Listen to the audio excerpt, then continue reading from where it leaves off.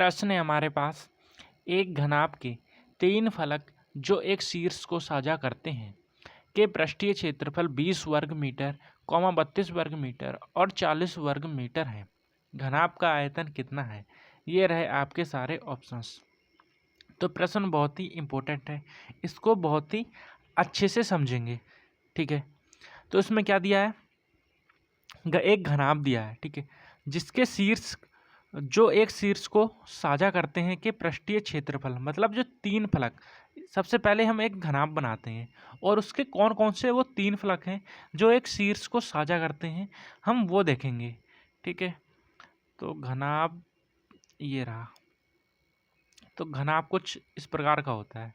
ठीक है, अभी इसमें 3 फलक वो कौन कौन से हैं जो एक शीर्ष को साझा करते हैं, तो ध्यान से देखिएगा। पहला फलक ये रहा जो सामने वाला है। ठीक, दूसरा फलक कौन सा, ये ऊपर वाला है, और तीसरा फलक कौन सा, ये साइड वाला। ठीक, ये कौन से एक शीर्ष को साझा कर रहे हैं, तो वो रहा ये वाला शीर्ष। ठीक है, जहाँ पर आगे तीनों मिलते हैं।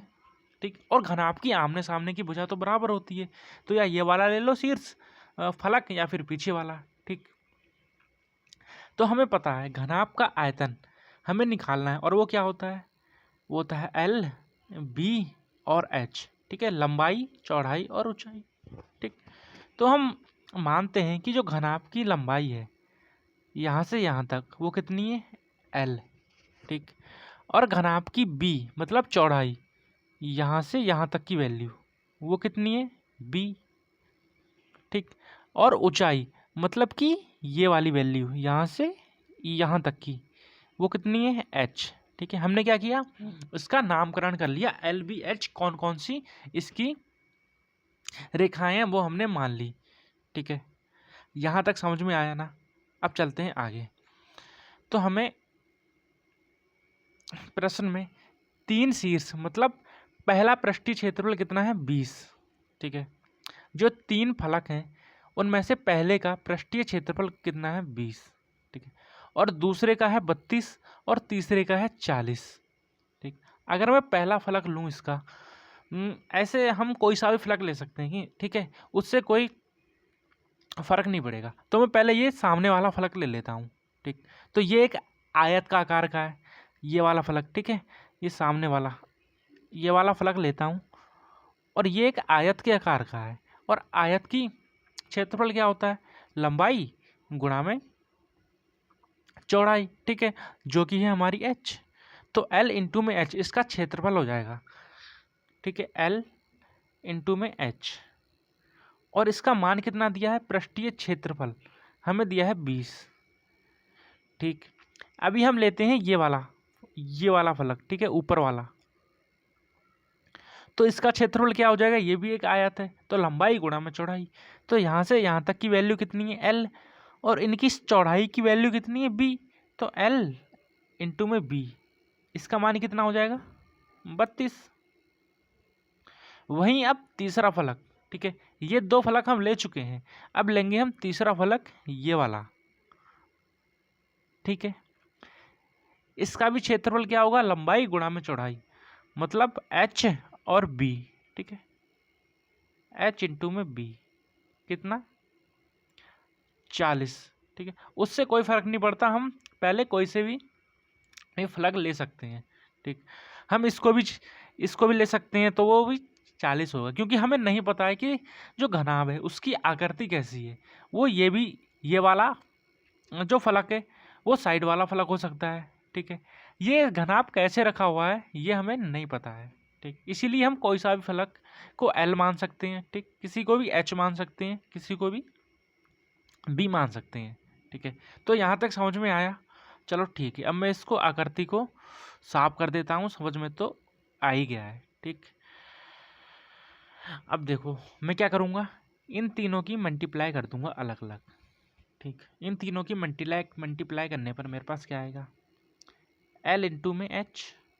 ठीक, मल्टीप्लाई में एल इंटू में बी, मल्टीप्लाई में एच इंटू में बी।